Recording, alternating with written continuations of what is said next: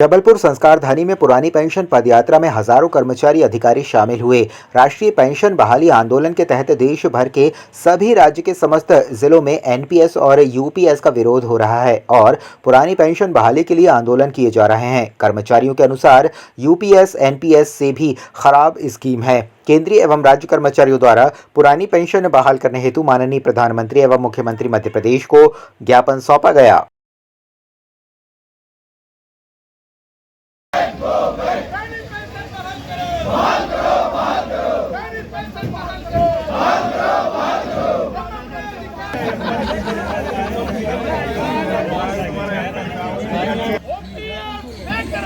लेके रहेंगे ये सरकार मुर्दाबाद मोदी तेरी नहीं चलेगी मोदी तेरी ये आज का ये हमारा अभियान राष्ट्रव्यापी अभियान है।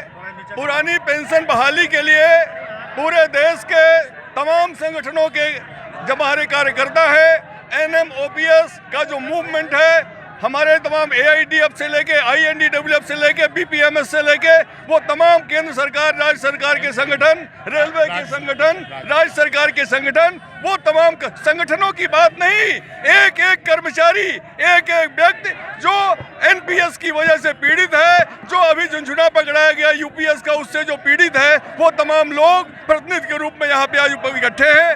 जैसा हमारे माननीय नेता ने अभी कहा कि दिसंबर में एक राष्ट्रव्यापी अभियान होगा, दिल्ली में एक बड़ा संगठन होगा और इसके बाद इस अभियान को तब तक जरा लगातार जारी रखा जाएगा, तब तक ये अभियान चालू रहेगा जब तक कि पूरी तरह से वही वाली ओपीएस जो देश का प्रधानमंत्री लेता है, वही ओपीएस जो देश के राष्ट्रपति को मिलती है, वही ओपीएस जो सेना के अधिकारियों कर्मचारियों को मिलती है, वही ओपीएस जो पाठक जी को और मुझे मिलती है, वो ओपीएस हमको हर कर्मचारी के लिए चाहिए। Arun Dubey, national vice president आईएनडीडब्ल्यू।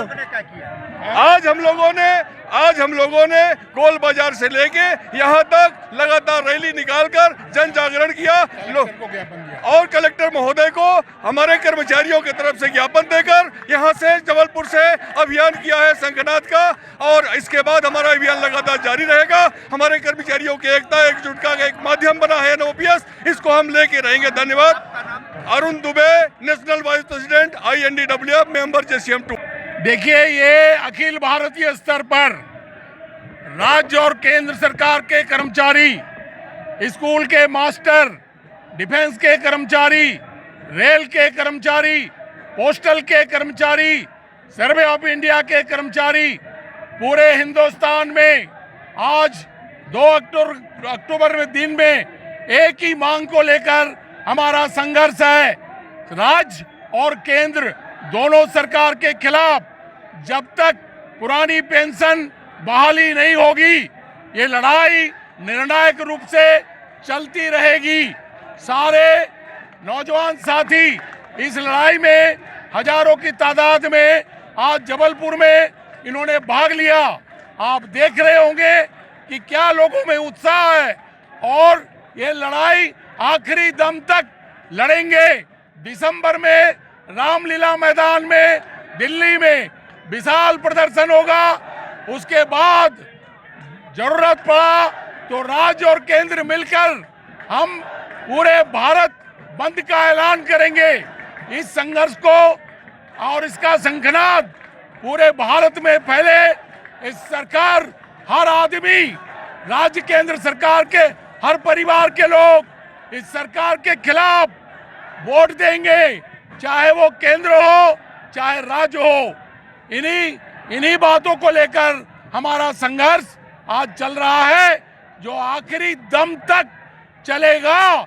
जब तक ओपीएस नहीं, सरकार को रहने नहीं देंगे, सरकार को भगा के दम लेंगे और ओपीएस लेके रहेंगे। धन्यवाद। एसएन पाठक, राष्ट्रीय अध्यक्ष एआईडीएफ, हमारे साथ में एनएमओपीएस के साथी भी हैं, डिफेंस है, रेलवे है, पोस्टल है, सभी लोग यहाँ पर हैं, राज्य सरकार के सभी लोग हैं।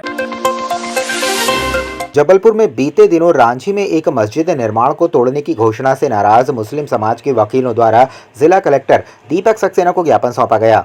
मुस्लिम समाज के वकीलों ने कलेक्टर से निवेदन किया है कि वो असांप्रदायिकता फैलाने वाले लोगों पर सख्त से सख्त कार्रवाई करें।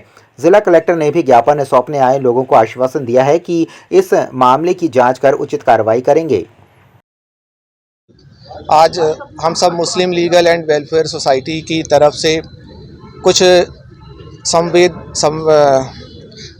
कुछ मुद्दों को लेकर कलेक्टर साहब से मुलाकात करी, जिसमें कि मढ़ई मस्जिद का मामला था। सदर में जो एक असामाजिक तत्व ने खुलेआम गाली गुफ्तार करा, उसके संबंध में मामला था।